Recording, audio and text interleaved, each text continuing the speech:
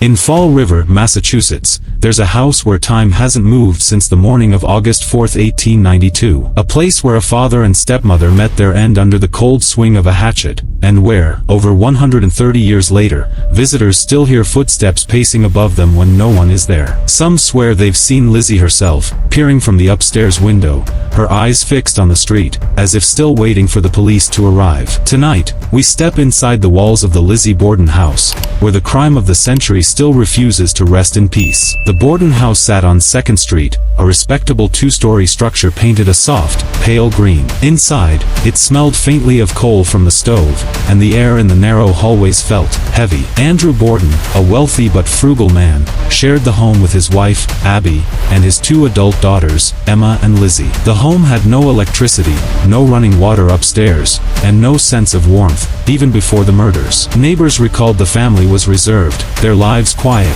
perhaps too quiet. It was a Thursday morning. The summer heat was already pressing in through the windows. The maid, Bridget Sullivan, had been ordered to clean despite feeling ill. Lizzie moved about the house in her usual calm manner. Andrew had gone into town, returning around 10:45 a.m. He laid down on the sitting room couch, unaware that within minutes, history would mark him as the victim in one of America's most infamous murders. By late morning, Abby Borden was upstairs, straightening the guest room. She never heard the footsteps coming up behind her. What happened next remains partly speculation, but the evidence was gruesome. Abby was struck 19 times in the back of the head with a sharp-bladed weapon, her body collapsing face first beside the bed. Downstairs, Andrew lay sleeping on the couch. Sometime between 11 o'clock and 11:10 a.m., the killer, perhaps still gripping the bloodied hatchet, delivered 11 blows to his face. His left eye was split cleanly in two. There were no screams reported by neighbors. No one saw a stranger flee the house. Suspicion quickly turned to Lizzie. She was the only person with both motive and opportunity. Witnesses claimed she had tried to purchase poison days earlier. Others recalled the icy relationship between Lizzie and her stepmother.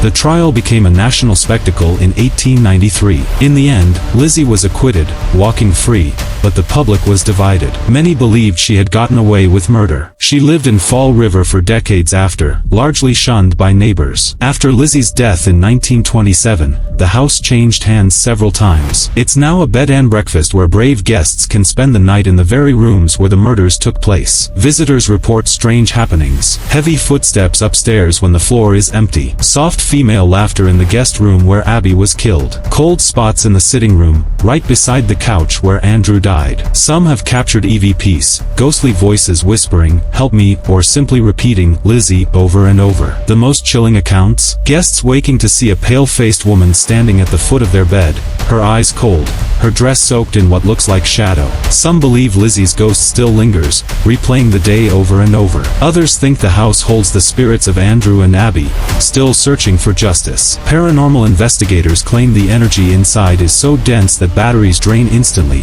and animals refuse to cross the threshold. Even skeptics leave feeling uneasy, glancing over their shoulders long after they've left. Whether you believe Lizzie was guilty or innocent, the walls of that house know the truth, and they're not telling, at least, not in words we can understand. If you ever find yourself walking down 2nd Street, you might see the house sitting quietly, its shutters half closed, as if it's watching you. Step inside, and maybe you'll feel the same cold hand on your shoulder that so many guests have described. If you dare spend the night in a home where the past refuses to die, be warned, you might leave with more than just photographs. And if you want more stories of places where the dead still walk among the living, stay with us here at Silent Exit, because once you step through our door, there's no turning back.